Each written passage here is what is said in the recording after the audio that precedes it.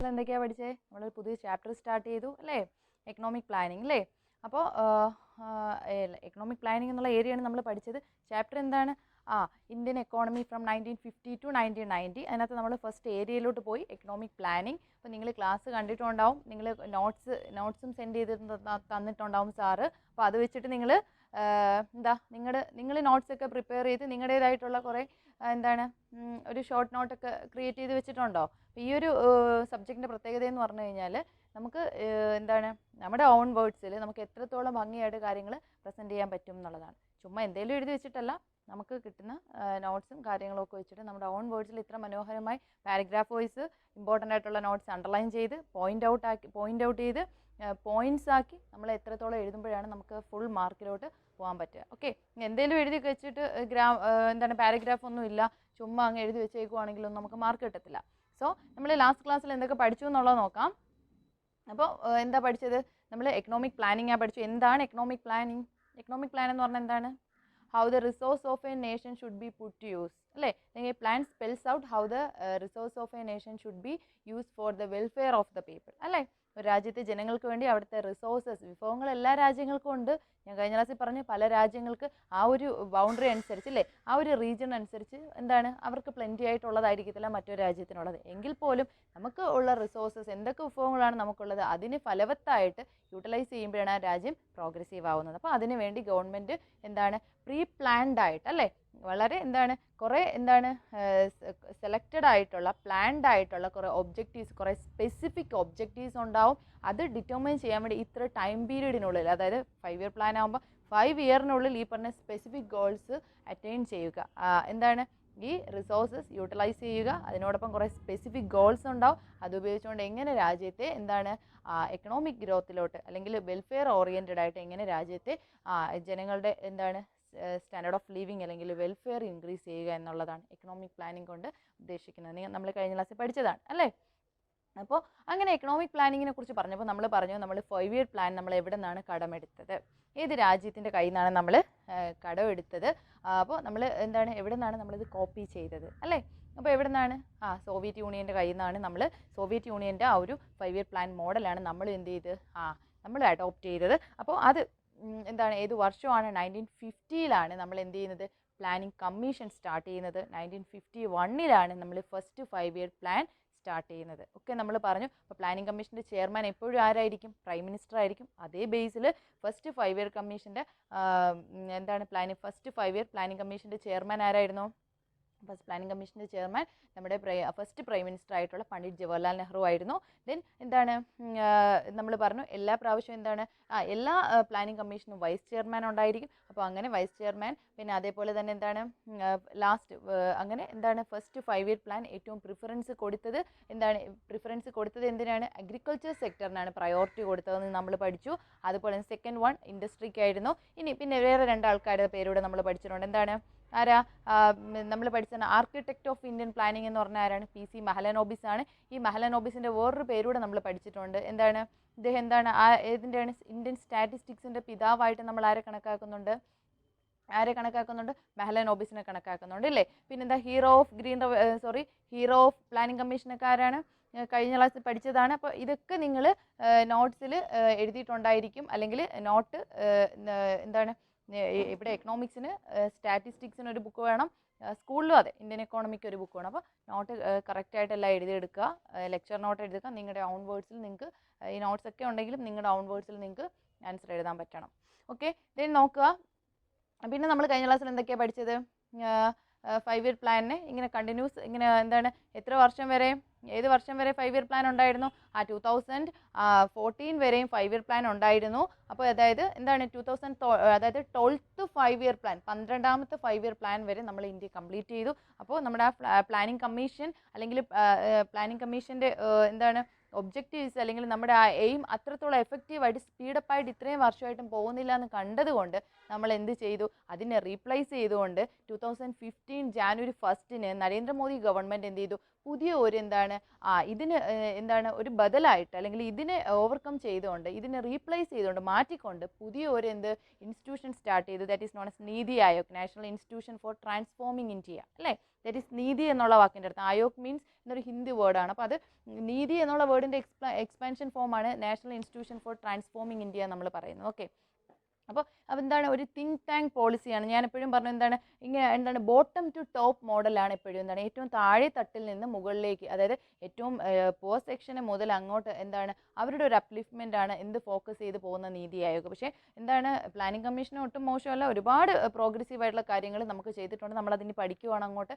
അപ്പോൾ നീതി ആയോഗിനേക്കാളും എന്താണ് പ്ലാനിംഗ് കമ്മീഷൻ്റെ ഇതെന്ന് പറഞ്ഞു കഴിഞ്ഞാൽ എന്തായിരുന്നു, അത് ടോപ്പ് ടു ബോട്ടം മോഡലായിരുന്നു. വളരെ എഫക്റ്റീവായിട്ട് പ്ലാനിംഗ് കമ്മീഷനും അതിൻ്റെ കാര്യങ്ങൾ ചെയ്തു. ഇങ്ങനെ കംപ്ലീറ്റ്ലി കൊളാപ്സ്ഡ് ആയിട്ട് ഒരു എക്കോണമിയെ അപ്ലിഫ്റ്റ് ചെയ്ത് കൊണ്ടുവരാൻ പ്ലാനിംഗ് കമ്മീഷൻ്റെ കോൺട്രിബ്യൂഷൻ ചെറുതൊന്നുമല്ല, വളരെ വലിയ കോൺട്രിബ്യൂഷനാണ്. പക്ഷേ എന്നാലും വർഷങ്ങൾ ഇത്രയും കഴിഞ്ഞിട്ടും നമ്മുടെ സ്പെസിഫിക് ഒബ്ജക്റ്റീവ്സ് അല്ലെങ്കിൽ ഗോൾസ് അത്ര എഫക്റ്റീവായിട്ട് അഡോപ്റ്റ് ചെയ്യാൻ, ഇംപ്ലിമെൻറ്റ് ചെയ്യാൻ അല്ലെങ്കിൽ സക്സസ്ഫുള്ളി അച്ചീവ് ചെയ്യാൻ നമുക്ക് പറ്റിയില്ല എന്നുള്ളത് കൊണ്ടാണ് നമ്മൾ നീതി ആയോഗ് എന്ന് പറഞ്ഞ പുതിയൊരു ഇൻസ്റ്റിറ്റ്യൂഷൻ നമ്മൾ കൊണ്ടുവരുന്നത് അല്ലേ. അപ്പോൾ അതാണ് കറൻ്റ്ലി നീതി ആയോഗാണ്. നീതി ആയോഗിൻ്റെ ഇപ്പോഴത്തെ ചെയർമാൻ ആരാണെന്ന്, ചെയർമാൻ ആരായിരിക്കും, പ്രൈം മിനിസ്റ്റർ ആയിരിക്കും, അതായത് നരേന്ദ്ര മോദിയാണ്. ദെൻ അത് കഴിഞ്ഞിട്ട് നമ്മുടെ വൈസ് ചെയർമാൻ ആരാണ്, ഡോക്ടർ രാജീവ് കുമാർ. ഇതൊക്കെ പറഞ്ഞിട്ടുള്ളതാണ്, എഴുതിയെടുക്കണം, നോട്ടിലുണ്ടായിരിക്കണം. ദെൻ അപ്പോൾ ഇതൊക്കെ നമ്മൾ കഴിഞ്ഞ ക്ലാസ്സിൽ പറഞ്ഞു. ഇത്രയും കാര്യങ്ങൾ പഠിച്ചു. പിന്നെ ഏറ്റവും ഇമ്പോർട്ടൻ്റ് ആയിട്ടുള്ളൊരു ഷോർട്ട് എസ്സേയും പഠിച്ചു. എന്താ ഷോർട്ട് എസ്സേ പഠിച്ചത്, ഒബ്ജക്റ്റീവ്സ് ഓഫ് 5 ഇയർ പ്ലാൻ. അപ്പോൾ ഓരോ 5 വർഷത്തിലും 5 ഇയർ പ്ലാനിന് ഓരോ മെയിൻ ആയിട്ടുള്ള ഒരു വളരെ ഇമ്പോർട്ടൻ്റ് ആയിട്ടുള്ള ഒരു ഒബ്ജക്റ്റീവ് ആണ്. അതായത് ഓരോ സെക്ടറിന് ഇമ്പോർട്ടൻസ് കൊടുക്കുക എന്നുള്ളതാണ്.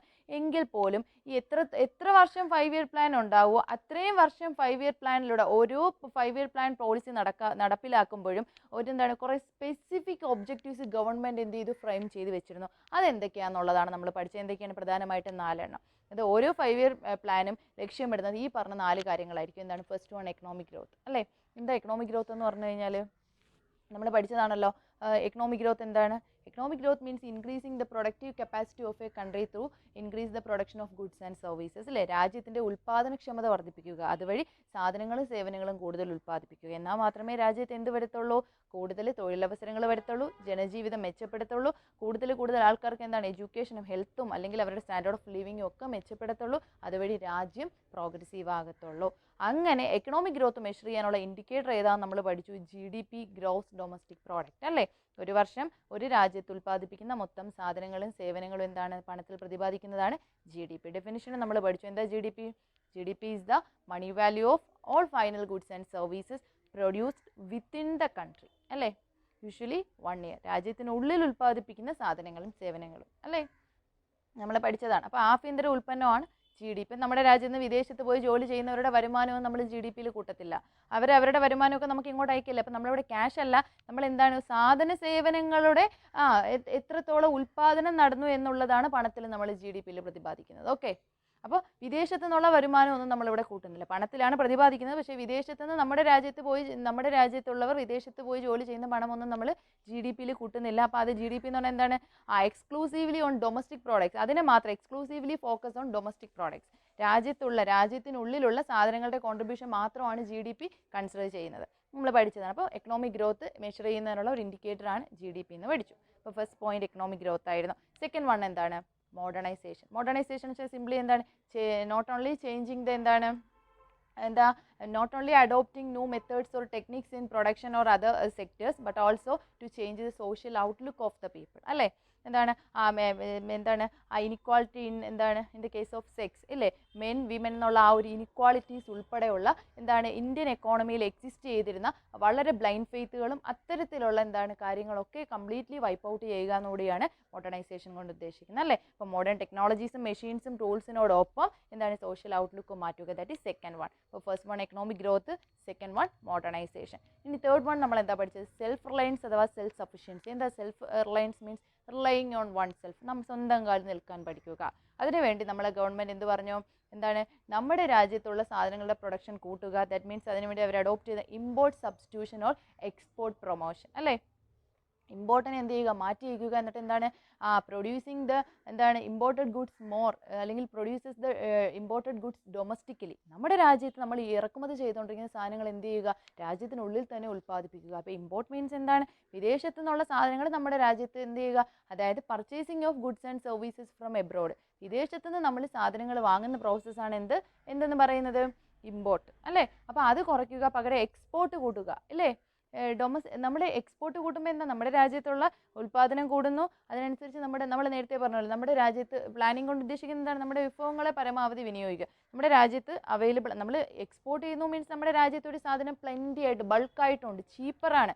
അപ്പോൾ ആ സാധനം, ആ ഒരു വിഭവത്തെ നമ്മൾ കൂടുതലും എന്ത് ചെയ്യുന്നു, പരമാവധി, ഓപ്റ്റിമം എന്നുള്ള ടേം, ദാറ്റ് മീൻസ് പരമാവധി വിനിയോഗിക്കുവാണ്.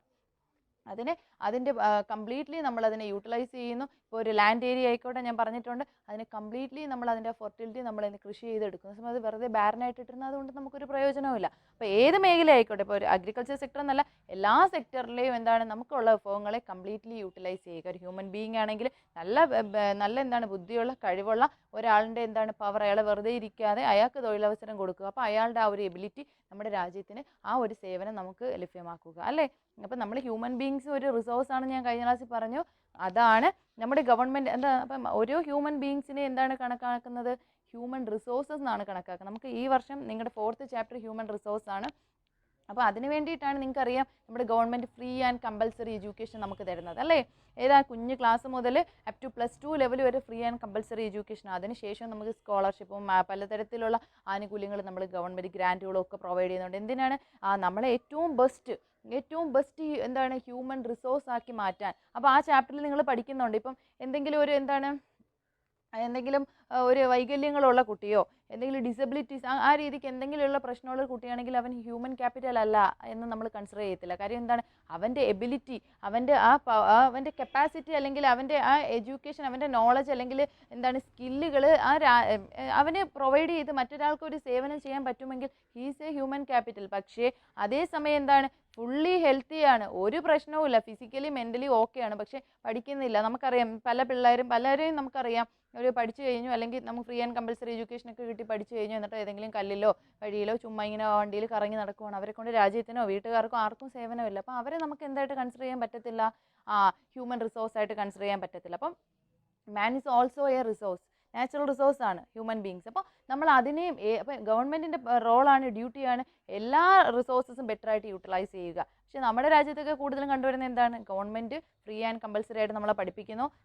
നമ്മൾ എന്ത് ചെയ്യുന്നു, നല്ല സ്കോളർഷിപ്പോടെയും എന്താണ് ഗ്രാൻഡ്സ് ഒക്കെ കിട്ടി നമ്മൾ പഠിക്കുന്നു. എന്നിട്ട് നമ്മൾ കൂടുതൽ എന്നിട്ട് വർക്ക് ചെയ്യാൻ നേരം നമ്മൾ എവിടെ പോകും, നല്ല മാർക്കും കാര്യങ്ങളൊക്കെ കിട്ടി നമ്മൾ പഠിച്ചു കഴിയുമ്പോൾ നമ്മൾ വർക്ക് ചെയ്യാനും ബെറ്റർ സാലറി അങ്ങനെയൊക്കെ എഴുതിക്കൊണ്ട് നമ്മൾ എന്താണ് ഫോറിൻ കൺട്രീസിലോട്ട് പോകും അല്ലേ. ബ്രെയിൻ ട്രെയിൻ എന്ന് കുഞ്ഞു ക്ലാസ് നമ്മൾ പഠിക്കുന്നുണ്ട് അല്ലേ. കഴിവുള്ളവരെല്ലാം രാജ്യത്ത് ഗവൺമെൻറ് പഠിപ്പിച്ചെടുത്ത് നമുക്ക് എല്ലാ ആനുകൂല്യങ്ങളും കിട്ടി നമ്മൾ മിടുക്കരായി പഠിച്ചു വന്നിട്ട് നമ്മുടെ സേവനം നമ്മൾ ആർക്ക് കൊടുക്കുകയാണ്, വിദേശ രാജ്യങ്ങളിലോട്ട് കൊടുക്കുകയാണ്, നമ്മൾ അവിടെ സെറ്റിൽ ആവുന്നുണ്ട് അല്ലേ.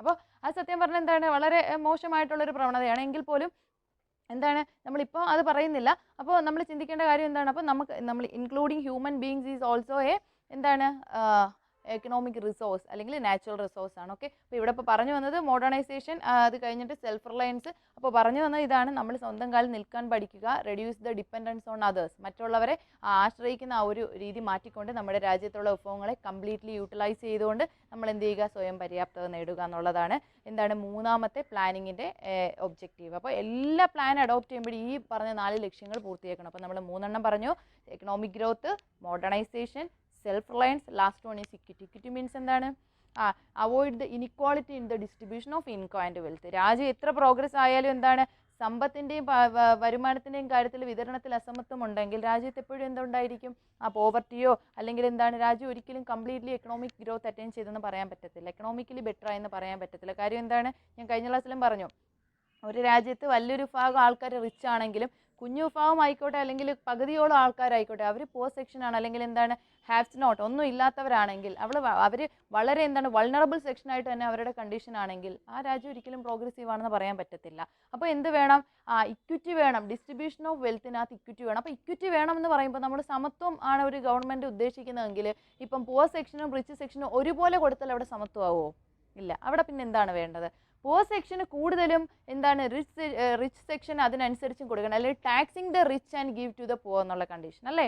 അതായത് കൂടുതലുള്ളവരിൽ നിന്ന് ടാക്സോ മറ്റ് രീതിയിൽ അവരിൽ നിന്ന് എന്താണ് അത് ഈടാക്കിയിട്ട് അത് ആർക്ക് കൊടുക്കുക, പോസ്റ്റ് സെക്ഷൻ്റെ വെൽഫെയറിന് വേണ്ടി കൊടുക്കുക. ഇപ്പോൾ ഏറ്റവും വളരെ ഏറ്റവും അതായത് കേരള ഗവൺമെൻറ് കൊണ്ടുവന്ന നമ്മുടെ PSC കൊണ്ടുവന്ന ഏറ്റവും വലിയൊരു സംവരണ റിസർവേഷൻ നിങ്ങൾ അറിഞ്ഞിട്ടുണ്ടാവുമോ? എന്താണ് അതായത് എന്താണ് ഇപ്പോൾ ഇതുവരെയും സംവരണം കിട്ടുന്ന ആർക്കാണ്? ജനറൽ കാറ്റഗറിക്ക് സംവരണം ഇല്ല, മറിച്ച് OBC, OEC പിന്നെ അതുപോലെ SC/ST കാറ്റഗറിക്കാർക്കാണ്, അതായത് റിസർവേഷൻ വേണ്ട ന്യൂനപക്ഷ വിഭാഗങ്ങൾക്കാണ് ഇതുവരെയും ജോലി സാധ്യത സംവരണം വന്നിരിക്കുന്നത്. അപ്പോൾ ഇപ്പോൾ PSC പുതിയൊരു എന്താണ് ഒരു ഒരു ചേഞ്ച് അവരുടെ എന്താണ് നിയമത്തിൽ കൊണ്ടുവന്നിട്ടുണ്ട്. അതിനനുസരിച്ച് എന്താണ് വന്നിരിക്കുന്നത്, ജനറൽ കാറ്റഗറിയിലുള്ളതും ജനറൽ കാറ്റഗറിയിലുള്ള പുവർ സെക്ഷൻ, അതായത് എന്താണ് എക്കണോമിക്കലി വീക്കായിട്ടുള്ളവർക്കും 10% സംവരണം ഏർപ്പെടുത്തിയിട്ടുണ്ട്. അപ്പോൾ അവിടെ എന്താ കൊണ്ടുവന്നിരിക്കുന്ന ഒരു സമത്വം കൊണ്ടുവന്നു. അല്ലെങ്കിൽ ഇപ്പം ജനിച്ചത് എന്താണ് ജനറൽ കാറ്റഗറിയിലാണെന്ന് വെച്ചിട്ട് എന്താണ് ഈ പറഞ്ഞ റിസർവേഷൻ കാറ്റഗറിയിൽ പെട്ടവർ ചിലപ്പോൾ ഫിനാൻഷ്യലി സൗണ്ട് ആയിരിക്കും, അവർക്ക് കിട്ടുന്ന ആനുകൂല്യം ഈ പറഞ്ഞ ജനറൽ കാറ്റഗറിക്ക് കിട്ടുന്നുണ്ടായിരുന്നില്ല. അതിനകത്ത് തന്നെ ഒരുപാട് വീക്കർ സെക്ഷൻ ഉണ്ട്, ദാറ്റ് മീൻസ് ഫിനാൻഷ്യലി വീക്കായിട്ടുള്ളവരുണ്ട്. അപ്പോൾ അവർക്കൊന്നും ഒരു ബെനിഫിറ്റും കിട്ടുന്നില്ല. അപ്പോൾ ഇതാവുമ്പോൾ ഒരു എക്കണോമിക്കലി ഒരു കൺസിഡറേഷനാണ് അവിടെ കിട്ടിയേക്കുന്നത്. അപ്പോൾ അവിടെ ഒരു ഇക്വിറ്റി ബ്രിങ് ചെയ്യാൻ PSCക്ക് സാധിച്ചു. അപ്പോൾ അതുപോലെ സാമ്പത്തികമായുള്ള ഇനിക്വാളിറ്റീസ് എല്ലാം അവോയ്ഡ് ചെയ്യുക എന്നുള്ളതാണ് എക്കണോമിക് പ്ലാനിങ്ങിൻ്റെ മറ്റൊരു പ്രധാനപ്പെട്ട ഒബ്ജക്റ്റീവ്. അപ്പോൾ 4 ഒബ്ജക്റ്റീവ്സാണ് നമ്മൾ കഴിഞ്ഞ ക്ലാസ്സിൽ പഠിച്ചത്. എക്കണോമിക് ഗ്രോത്ത്, മോഡേണൈസേഷൻ, ഇക്വിറ്റി, അതുപോലെ തന്നെ സെൽഫ് റിലയൻസ്. ഈ 4 കാര്യങ്ങളാണ് കഴിഞ്ഞ ക്ലാസ്സിൽ പഠിച്ചത്. ഓക്കെ, ഇനി പ്ലാനിംഗ് കമ്മീഷൻ ഓരോ കാര്യങ്ങളിൽ എങ്ങനെ സ്റ്റെപ്പ് ബൈ സ്റ്റെപ്പ് ആയിട്ട് പോയെന്ന് നോക്കാം. അപ്പോൾ നമുക്കറിയാം അല്ലെങ്കിൽ കൊളോണിയൽ റൂൾ അല്ലെങ്കിൽ കൊളോണിയലൈസേഷൻ കംപ്ലീറ്റ്ലി എക്സ്പ്ലോയിറ്റ് ചെയ്തു ഇന്ത്യൻ അഗ്രികൾച്ചർ സെക്ടർ, അല്ലേ? കംപ്ലീറ്റ്ലി ഒരു എക്സ്പ്ലോയിറ്റേഷൻ ആണ് നമുക്ക് കാണാൻ കഴിഞ്ഞത്. അതായത് ഒരു സെൽഫ് സഫിഷ്യൻ്റ് ആയിട്ടുള്ള completely transferred self sufficient Indian economy in to a pathetic condition. അവർക്ക് കംപ്ലീറ്റ്ലി ഒരു പത്തറ്റിക് കണ്ടീഷനിലോട്ട് ആക്കാൻ വേണ്ടി നമ്മുടെ സെൽഫ് സഫിഷ്യൻ്റ് ആയിട്ടുള്ള ഇന്ത്യൻ എക്കോണമിയെ അങ്ങനെ വളരെ ഒരു പോർ സിറ്റുവേഷനിലോട്ട് ആക്കാൻ കഴിഞ്ഞു, especially in the case of agriculture sector, അല്ലേ? അവിടുത്തെ ജനങ്ങളുടെ കണ്ടീഷനൊക്കെ കംപ്ലീറ്റ്ലി മാറി. അപ്പോൾ അങ്ങനെ വന്നപ്പോൾ അവർ ഫസ്റ്റ് പ്രിഫറൻസ് പോവർട്ടിയൊക്കെ വളരെ വലിയ രീതിയിൽ നമുക്കറിയാം മെജോറിറ്റി ആൾക്കാരും ഡിപ്പെൻഡ് ചെയ്യുന്ന സെക്ഷനും അഗ്രികൾച്ചർ സെക്ടറാണ്. അപ്പോൾ അതുകൊണ്ട് തന്നെ പ്ലാനിംഗ് കമ്മീഷൻ ഫസ്റ്റ് 5 ഇയർ പ്ലാനിന് പ്രയോറിറ്റി കൊടുത്തത് അഗ്രികൾച്ചർ സെക്ടറിനാണ്. അപ്പോൾ അഗ്രികൾച്ചർ സെക്ടറിൽ എന്തൊക്കെ മാറ്റങ്ങൾ അഡോപ്റ്റ് ചെയ്യാമെന്ന് അവർ തീരുമാനിച്ചു. അപ്പോൾ പ്രധാനമായിട്ടും പോസ്റ്റ് ഇൻഡിപെൻഡൻറ്റ് ഇന്ത്യ വിറ്റ്നസ് കണ്ട ഒരു കാഴ്ച ഇതാണ്. അഗ്രികൾച്ചർ സെക്ടറിൽ ലോ പ്രൊഡക്ടിവിറ്റിയാണ്. വളരെ കുറഞ്ഞ ഉൽപ്പാദനക്ഷമതയാണ്. ഉൽപ്പാദനം നടന്നാൽ തന്നെ അതിൻ്റെ കോൺട്രിബ്യൂഷൻ വളരെ കുറവാണ്. മീൻസ് മോഡേൺ ടെക്നിക്സോ മെഷീൻസോ എഫക്റ്റീവായിട്ടുള്ള ടൂൾസോ ബെറ്റർ സീഡ്സോ ഒന്നും അവർക്കറിയില്ല. അപ്പോൾ ഒരു പ്രശ്നം ലോ പ്രൊഡക്ടിവിറ്റി. അതുപോലെ തന്നെ വേറൊരു പ്രശ്നമുണ്ട്, inequality in the land ownership. അത് വേറൊരു വലിയൊരു പ്രശ്നമായിരുന്നു. എന്ന് വെച്ചാൽ ചിലരുടെ കയ്യിൽ വളരെ അധികം ഭൂമി ഉണ്ടാവും. മേ ബി അവർ സെമീന്ദാസ് ആവാം, ജന്മിമാരാവാം, അതായത് അല്ലേ ലാൻഡ് ഓണേഴ്സ് അങ്ങനെ ഉണ്ടാവും. പക്ഷേ വളരെ മെജോറിറ്റി സെക്ഷൻ്റെ കയ്യിലും എന്തില്ല, ഭൂമിയേ ഇല്ല. Most of them are landless, അല്ലേ? പലയിടത്തും വാടകയ്ക്കോ അല്ലെങ്കിൽ അങ്ങനെ വളരെ കഷ്ടപ്പെട്ട് ജീവിക്കുന്ന വലിയൊരു വിഭാഗം. എന്നാൽ ഫ്യൂ സെക്ഷൻ്റെ കയ്യിൽ huge amount of land concentrate ചെയ്തിരിക്കുന്നു. അപ്പോൾ inequality in the distribution of land, അല്ലേ? ലാൻഡിൻ്റെ വിതരണത്തിൽ ഭയങ്കരമായ അസമത്വമുണ്ട്. ലാൻഡിൻ്റെ ഓണർഷിപ്പിൽ ഒരു ഇനിക്വാളിറ്റി കാണാൻ സാധിക്കുന്നുണ്ട്. അപ്പോൾ അവർ വിസിബിൾ ആയിട്ടുള്ള ഒരു 2 സിറ്റുവേഷൻസ് ഇതൊക്കെയായിരുന്നു. എന്തൊക്കെയാണ്?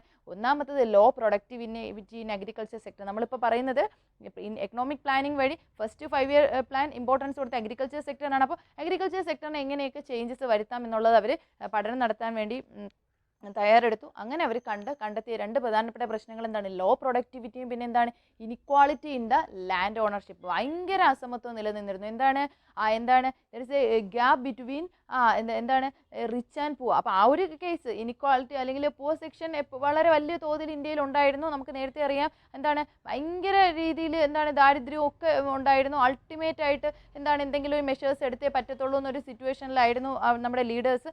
എങ്കിലും അവർ ഫേസ് ചെയ്ത മറ്റൊരു പ്രശ്നം എന്ന് പറഞ്ഞാൽ ഹ്യൂജ് ആൾക്കാർ അല്ലെങ്കിൽ മെജോറിറ്റിക്ക് ലാൻഡ് ഇല്ല, ലാൻഡ്ലെസ് ആയിരുന്നു. എന്നാൽ ഒരു വലിയൊരു സെക്ഷൻ ആൾക്കാർ ഇത്രയും ബുദ്ധിമുട്ട് ലാൻഡ് ഇല്ലാതെ അവർ വളരെ കംപ്ലീറ്റ് പോവർട്ടിയിലായിരിക്കുമ്പോൾ ഒരു കുറേ ആൾക്കാർ വലിയ സെക്ഷനോളം ഇങ്ങനെ ദാരിദ്ര്യത്തിലാണ്. പക്ഷേ മെജോറിറ്റി ഓഫ് ലാൻഡ് ഏരിയാസും കൈയടക്കി വെച്ചിരിക്കുന്ന ഒരു കുറഞ്ഞ ഒരു വിഭാഗം അല്ലെങ്കിൽ ജന്മിമാരോ ലാൻഡ് ഓണേഴ്സോ ആണ് ലാൻഡ് ഓണേഴ്സിനെയാണ് ആ ഒരു പോസ്റ്റ് ഇൻഡിപെൻഡൻറ്റ് ഇന്ത്യ വിറ്റ്നസ് ചെയ്തൊരു കാഴ്ച. അപ്പോൾ ഈ ഒരു സിറ്റുവേഷൻ മറിച്ചുകൊണ്ട് അഗ്രികൾച്ചർ സെക്ടറിൻ്റെ പ്രൊഡക്ടിവിറ്റി കൂട്ടിക്കൊണ്ടും ലാൻഡിൻ്റെ ഓണർഷിപ്പ് എന്താണ് എല്ലാവർക്കും, എല്ലാ ലാൻഡ്ലെസ്സിനും ലാൻഡ് എത്തിച്ചു കൊടുക്കാനും, അല്ലെങ്കിൽ എന്താണ് ഈ പറഞ്ഞ എന്താണ് ഈ ഒരു inequality in the distribution of land എന്നുള്ള ഒരു പ്രോബ്ലത്തിന് സൊല്യൂഷൻ കണ്ടുപിടിക്കാനും നമ്മുടെ ഗവൺമെൻറ് പ്രധാനമായിട്ട് 2 മെഷേഴ്സ് അഡോപ്റ്റ് ചെയ്തു. First one is land reforms, അതായത് ഭൂപരിഷ്കരണ നിയമങ്ങൾ നടപ്പിലാക്കി. Second one is green revolution. Green revolution നിങ്ങൾ കുഞ്ഞു ക്ലാസ്സിൽ കേട്ടിട്ടുള്ളതാണ്. എന്താണ് ഹരിത വിപ്ലവം അഥവാ ഗ്രീൻ റെവല്യൂഷൻ എന്ന് പറഞ്ഞു കഴിഞ്ഞാൽ നിങ്ങൾ പണ്ട് കേട്ടിട്ടുള്ളതായിരിക്കും. ഇത് ആദ്യമായിട്ട് ഹരിത വിപ്ലവം കൊണ്ടുവന്നത് മെക്സിക്കോയിലാണ്. നോർമൻ ബോർലാങ് എന്ന് പറഞ്ഞിട്ടൊരു ഒരു ശാസ്ത്രജ്ഞനാണ്. അതെന്താ നമ്മൾ കുഞ്ഞു ക്ലാസ്സിൽ പഠിച്ചിട്ടുണ്ട് അല്ലേ? ഹൈ ഈൽഡിങ് വെറൈറ്റി സീഡ്സ്, അല്ലെങ്കിൽ അത്യുൽപാദന ശേഷിയുള്ള പ്രത്യേകിച്ച് ഗോതമ്പിലാണ് ഇത് ആദ്യം പരീക്ഷിക്കുന്നത്. ഖാരിഫ് വിളകൾ എന്ന് പറഞ്ഞാൽ എന്താണ്? മൺസൂൺ സീസണിൽ കൃഷി ചെയ്യുന്ന വിളകളെയാണ് ഖാരിഫ് വിളകൾ എന്ന് പറയുന്നത് അല്ലേ? അപ്പോൾ ഈ ഖാരിഫ് വിളകൾ, അതായത് പിന്നെ എന്താണ് വീറ്റ്, ബാർലി, അതുപോലെ തന്നെ അങ്ങോട്ടൊക്കെ പോകണമെന്നുണ്ടെങ്കിൽ എന്ത് പറയും? പിന്നെ നമ്മൾക്കിവിടെ കോമൺ ആയിട്ട് പറയുന്നത് നമ്മൾ വീറ്റാണ് നമുക്ക് ഖാരിഫ് വിളയിൽ പ്രധാനമായിട്ടും പറയാവുന്നത്. പിന്നെ എന്തൊക്കെ പറയാം? ഈ പറഞ്ഞ ബാർലിയും അതുപോലെ തന്നെ എന്താണ് അത്തരം, അതായത് നോർത്ത് ഇന്ത്യൻ ഐറ്റംസ് കുറേ ഉണ്ട്. അപ്പോൾ അത്തരം ഫുഡ് ഐറ്റംസ്, അത്തരം ക്രോപ്സ് ആണ് എന്താ പറയുന്നത് ഖാരിഫ് വിളകൾ. അപ്പോൾ പ്രധാനമായിട്ടും എന്താണ് വീറ്റിൻ്റെ പ്രൊഡക്ഷൻ മെക്സിക്കോയിൽ ക്രമാതീതമായി വർദ്ധിപ്പിക്കാൻ ആർക്ക് കഴിഞ്ഞു? നോർമൻ ബോർലാങ് ഗ്രീൻ റെവല്യൂഷൻ അഡോപ്റ്റ് ചെയ്തതോടെ സാധിച്ചു. അപ്പോൾ എന്താണ് ഗ്രീൻ റെവല്യൂഷൻ എന്ന് പറഞ്ഞു കഴിഞ്ഞാൽ, ഇപ്പോൾ ജസ്റ്റ് ഒരു ഇൻട്രൊഡക്ഷൻ തരുവാണ്. എന്താ ഗ്രീൻ റെവല്യൂഷൻ എന്ന് പറഞ്ഞാൽ നിങ്ങൾക്കറിയാം, ഇവിടെ കുറേ പുതിയ അഡ്വാൻസ്ഡ് ആയിട്ടുള്ള കുറേ കാര്യങ്ങളെ ഒരുമിച്ച് ഏകോപിപ്പിച്ചുകൊണ്ട് എന്ത് ചെയ്തു? കാർഷിക മേഖലയിൽ അഡോപ്റ്റ് ചെയ്തു. അപ്പോൾ എന്താണ് ആ പുതിയ കാര്യങ്ങൾ? First one is HYV seeds. എന്താണ്? High yielding variety seeds. Okay, അത്യുൽപാദന ശേഷിയുള്ള വിത്തിനങ്ങൾ, മോഡേൺ മെഷീനറിയും ടെക്നോളജീസും, ബെറ്റർ ഇറിഗേഷൻ ഫെസിലിറ്റീസ്, പുതിയ മെഷീൻസ്, ടൂൾസ് അതുപോലുള്ളവ, അതായത് ട്രാക്ടേഴ്സ് പോലുള്ളവ. പിന്നെ എന്താണ്? Fertilisers, chemical fertilisers.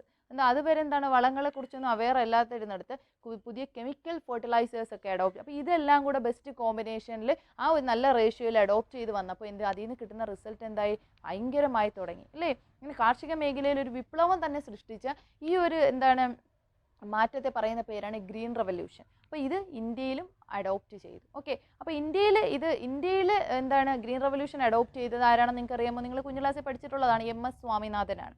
അപ്പോൾ അങ്ങനെ ഗ്രീൻ റെവല്യൂഷനാണ് അടുത്ത ഒരു സ്റ്റെപ്പിംഗ് സ്റ്റോൺ ഈ പ്ലാനിംഗ് കമ്മീഷൻ. അപ്പോൾ ഈ ഗ്രീൻ റെവല്യൂഷനാണ് ഇന്ത്യയിൽ ബ്രിട്ടീഷുകാർ വന്ന് ഇന്ത്യയിലെ അഗ്രികൾച്ചർ സെക്ടറിനെ എത്രത്തോളം കൊളാപ്സ് ആക്കിയോ അതിനെ അവിടെ നിന്ന് അപ്ലിഫ്റ്റ് ചെയ്ത് ഇപ്പോൾ നിലവിൽ എത്രത്തോളം പ്രോഗ്രസീവ് ആക്കി എന്നുണ്ടെങ്കിൽ അതിൻ്റെ കോൺട്രിബ്യൂഷൻ എന്താണ്? ഈ ഗ്രീൻ റെവല്യൂഷനാണ്. ഗ്രീൻ റെവല്യൂഷനിലൂടെ ഇന്ത്യൻ അഗ്രികൾച്ചർ സെക്ടറിൽ എന്താണ് ഒരു ഡ്രാസ്റ്റിക് ആയിട്ടുള്ള ചേഞ്ച് കൊണ്ടുവരാൻ നമ്മുടെ പ്ലാനിംഗ് കമ്മീഷൻ അല്ലെങ്കിൽ നമ്മുടെ ഗവൺമെൻറ്റിന് സാധിച്ചു. അപ്പോൾ ഗ്രീൻ റെവല്യൂഷനെ കുറിച്ച് വളരെ ഡീറ്റെയിൽ ആയിട്ട് നമുക്ക് പഠിക്കാനുണ്ട്. സോ ഇതിപ്പോൾ ഞാനൊരു ബേസിക് ഇൻഫോർമേഷൻ നിങ്ങൾക്ക് തന്നതാണ്. അപ്പോൾ അഗ്രികൾച്ചർ സെക്ടറിനെ പ്രൊമോട്ട് ചെയ്യാൻ ഇന്ത്യൻ ഗവൺമെൻറ് അല്ലെങ്കിൽ ത്രൂ പ്ലാനിംഗ് കമ്മീഷൻ അവർ അഡോപ്റ്റ് ചെയ്ത പോളിസീസ് എന്ന് വെച്ചാൽ ഫസ്റ്റ് വൺ ലാൻഡ് റിഫോംസ് ആണ്. ലാൻഡ് റിഫോംസ് എന്ന് പറഞ്ഞാൽ ഭൂപരിഷ്കാരങ്ങൾ. അപ്പോൾ ഭൂപരിഷ്കാരങ്ങൾ എന്ന് പറഞ്ഞാൽ എപ്പോഴും ആർക്ക് ഫേവറബിൾ ആയിട്ടായിരിക്കും ചെയ്യാൻ നോക്കിയിട്ടുള്ളത്? പൂവർ സെക്ഷനെ എങ്ങനെ ബെറ്റർ ആക്കി കൊണ്ടുവരിക. കാര്യം ഇന്ത്യ എന്ന് പറഞ്ഞാൽ എന്താണ് സോവറിൻ സെക്കുലർ ഒരു എക്കോണമിയാണ്. അപ്പോൾ എല്ലാവർക്കും പരമാധികാരമുള്ള ഒരു ഡെമോക്രാറ്റിക് എക്കോണമിയാണ്. അപ്പോൾ പൂവർ സെക്ഷനെ എല്ലാവരെയും തുല്യ പോലെ നമ്മുടെ ലക്ഷ്യം തന്നെ എന്താണ്? ഇക്വിറ്റി ബ്രിങ് ചെയ്യുക. അപ്പോൾ അതിനുവേണ്ടി എന്തായിരുന്നാലും പൂവർ സെക്ഷൻ്റെ അപ്ലിഫ്റ്റ്മെൻ്റ് ആയിരിക്കും മെയിനായിട്ട് ലക്ഷ്യമാക്കിയിട്ടുള്ളത് നമുക്ക് കണക്കാക്കാം. സോ അപ്പോൾ ലാൻഡ് റിഫോംസ് എന്നതിൻ്റെ പ്രധാനപ്പെട്ട മോട്ടോ അല്ലെങ്കിൽ അവരുടെ ഒരു സ്ലോഗൻ ഏതായിരുന്നു? Land to the tillers. Tiller എന്ന് പറഞ്ഞാൽ ആരാണ്? ടില്ലർ, പെസൻറ്റ് എന്നൊക്കെ നമ്മൾ പറയുന്ന ആരാണ്? കർഷകനെയാണ്. ഓക്കെ, അപ്പോൾ ലാൻഡ് ടു ദ ടില്ലേഴ്സ്. ഭൂമി ആർക്കാണ്? കർഷകനാണ്. ഈ കുടിയാന്മാർ അതിൽ പാട്ടം കൊടുക്കുന്ന അങ്ങനെ നമ്മൾ കുഞ്ഞു ക്ലാസ്സിൽ കേട്ടിട്ടില്ല. അപ്പം അതായത് ആരുടെയെങ്കിലും ഭൂമി കടമെടുത്ത് അതിൽ കൃഷി ചെയ്ത് അതിൽ കിട്ടുന്ന വരുമാനം മൊത്തം എന്താണ്? ആ ഭൂ ഉടമയ്ക്ക് തന്നെ കൊടുത്ത് വളരെ പത്തറ്റിക് ആയിട്ട് അൺടോൾഡ് മിസറിയിൽ ജീവിക്കുന്ന വലിയൊരു വിഭാഗം ആൾക്കാരാണ് അന്നത്തെ ഈ ടില്ലേഴ്സ്. അപ്പോൾ ആ ലാൻഡ് ആർക്ക് കൊടുക്കുക എന്നുള്ളതായിരുന്നു ഇതിൻ്റെ പ്രധാനപ്പെട്ട ഒരു മോട്ടോ അല്ലെങ്കിൽ സ്ലോഗൻ. ലാൻഡ് റിഫോംസിൻ്റെ ഭൂപരിഷ്കരണത്തിന് പ്രധാനപ്പെട്ട ഒരു ലക്ഷ്യം എന്ന് പറഞ്ഞാൽ ലാൻഡ് ടു ടില്ലേഴ്സ് എന്നുള്ളതാണ്. പിന്നെ അത് ലക്ഷ്യമാക്കുന്ന പ്രധാനപ്പെട്ട അപ്പോൾ ലാൻഡ് റിഫോംസ് അഡോപ്റ്റ് ചെയ്യുന്നു അല്ലെങ്കിൽ അഗ്രികൾച്ചർ മേഖലയ്ക്ക് ഇവർ പ്രിഫറൻസ് കൊടുത്തു എന്നുള്ള പ്രധാനപ്പെട്ട 2 കാര്യമാണ് റെഡ്യൂസിങ് ഇനിക്വാളിറ്റി. എങ്ങനത്തെ ഇനിക്വാളിറ്റിയാണ്? ലാൻഡ് ഓണർഷിപ്പിലുള്ള ഇനിക്വാളിറ്റി പരിഹരിക്കുക. അതായത് concentrating the land in the hands of few എന്നുള്ളത് അത് കുറയ്ക്കുക. ഭൂമി വളരെ കുറച്ച് ആൾക്കാരുടെ കൈവശം മാത്രം കേന്ദ്രീകരിക്കുന്ന ഒരു രീതി ഇല്ലായ്മ ചെയ്ത് ആ ഒരു അസമത്വം പരിഹരിച്ചുകൊണ്ട് ഭൂമി എന്താണ് distribution of land to the landless എന്നൊരു രീതിയിലേക്ക് മാറുക എന്നുള്ളതാണ് ഫസ്റ്റ് കേസ്. രണ്ടാമത്തെ കാര്യം increase the production, increase agricultural production. അല്ലെങ്കിൽ increase the agricultural production and productivity. ഇത് രണ്ടുമാണ് ലാൻഡ് റിഫോംസ് കൊണ്ട് ഇവർ പ്രധാനമായിട്ട് ഉദ്ദേശിച്ച കാര്യങ്ങൾ. അപ്പോൾ നോക്കുക, ലാൻഡ് റിഫോംസിന്റെ പ്രധാനപ്പെട്ട മോട്ടോ ലാൻഡ് ടു ടില്ലേഴ്സ് ആണ്. Reducing inequality in the distribution of land ആണ് ഫസ്റ്റ് കേസ്. സെക്കൻഡ് കേസ് എന്താ പറയുന്നത്?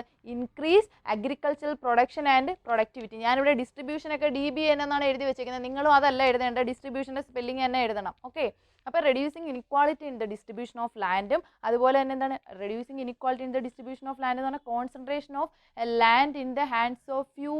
That means few means zamindars or ജന്മിമാർസ്. ഓക്കെ, അപ്പോൾ ഇവരുടെയൊക്കെ കയ്യിൽ, അതായത് മീഡിയേറ്റേഴ്സ്, ഇവരുടെയൊക്കെ കയ്യിലുള്ള ലാൻഡിൻ്റെ അളവ് കുറച്ചുകൊണ്ട് എന്താണ് distribution of it to the distribution of land among the landless. Okay, ഭൂമി ഇല്ലാത്തവർക്ക് ലാൻഡ് പ്രൊവൈഡ് ചെയ്യുക എന്നുള്ളതാണ് ഇതുകൊണ്ട് ഉദ്ദേശിക്കുന്നത്. രണ്ടാമത്തെ കാര്യം, കാർഷിക മേഖല എന്ന് പറഞ്ഞാൽ എന്താണ്? India is an agrarian economy. Majority of Indians are highly depending on agriculture sector.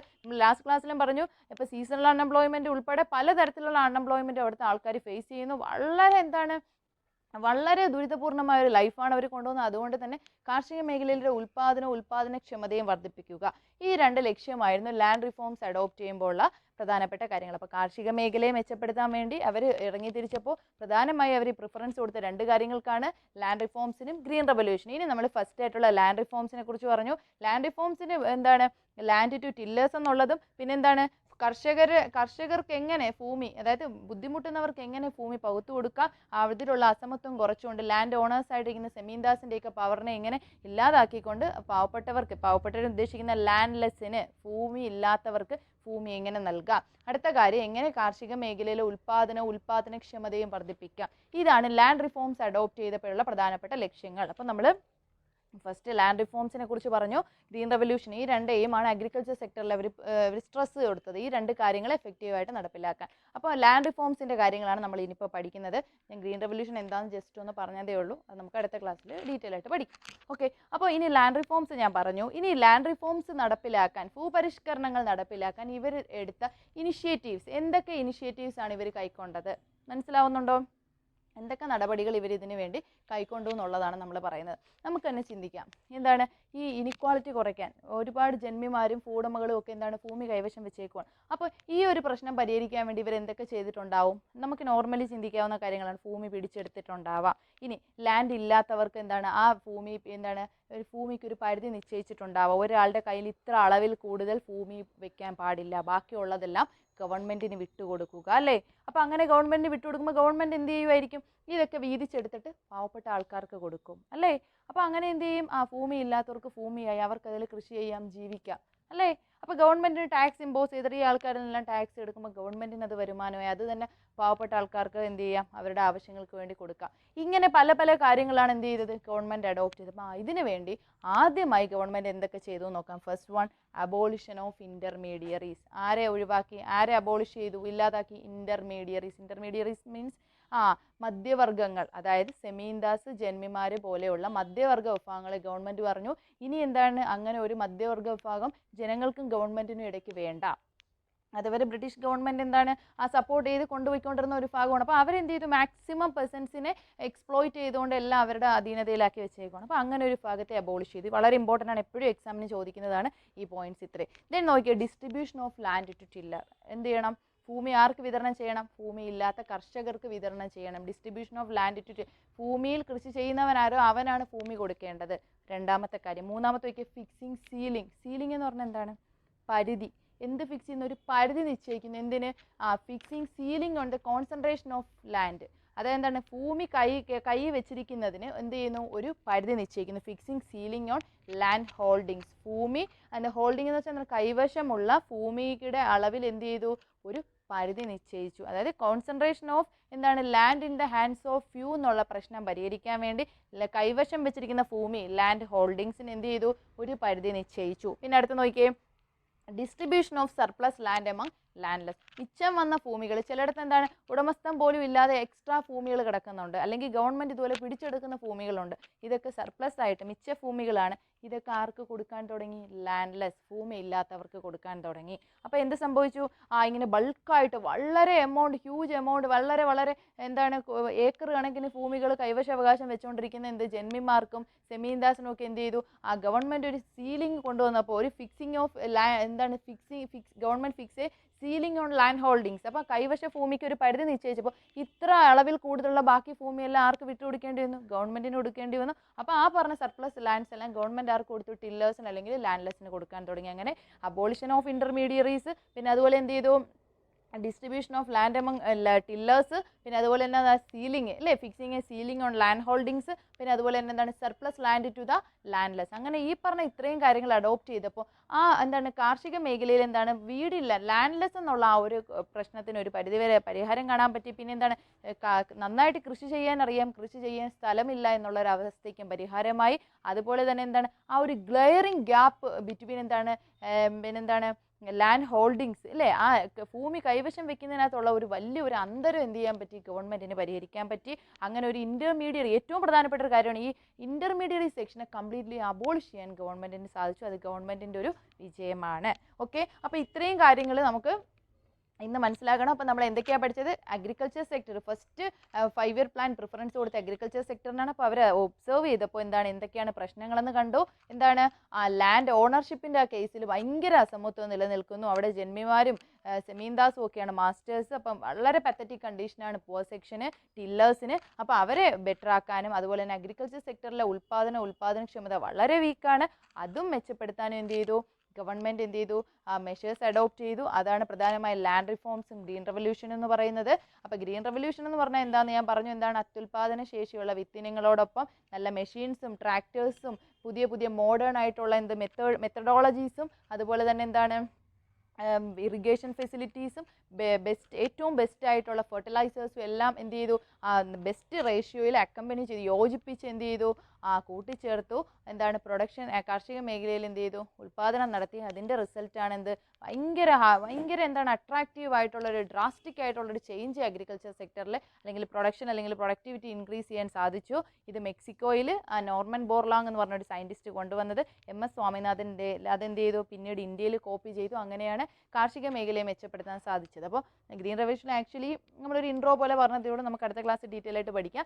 പിന്നെ ലാൻഡ് റിഫോംസ് എന്തൊക്കെയാണ് അതിൽ കൊണ്ടുവന്നതെന്നുള്ളതാണ് നമ്മൾ പഠിച്ചത്. അപ്പോൾ അതിനുവേണ്ടി ലാൻഡ് റിഫോംസ്, ഭൂപരിഷ്കരണങ്ങൾ മെച്ചപ്പെടുത്താൻ, ഭൂപരിഷ്കരണ നിയമം നടപ്പിലാക്കാൻ വേണ്ടി ഗവൺമെൻറ് എടുത്ത മുൻകരുതലുകൾ അല്ലെങ്കിൽ അതിനെടുത്ത നടപടികൾ എന്തൊക്കെയെന്നുള്ളതാണ് ഈ പ്രധാനമായിട്ടും. നാലാമത് സക്സസ്ഫുള്ളി ഇംപ്ലിമെൻറ്റ് ചെയ്യാൻ, അവരുടെ ലക്ഷ്യം എന്താണോ അത് സക്സസ്ഫുള്ളി ഇംപ്ലിമെൻറ്റ് ചെയ്യാൻ നമ്മുടെ ഗവൺമെൻറ്റിന് സാധിച്ചു. ഓക്കെ, അപ്പോൾ നെക്സ്റ്റ് ഗ്രീൻ റെവല്യൂഷനാണ്, അത് അടുത്ത ക്ലാസ്സിൽ പഠിക്കുക. ഓക്കെ, അപ്പോൾ ഇത്രയും വരെ ഉള്ളത് ഡീറ്റെയിൽ ആയിട്ട് നോട്ട് എഴുതി കംപ്ലീറ്റ് ആക്കി പഠിച്ചു വെച്ചേക്കുക. ഓക്കെ.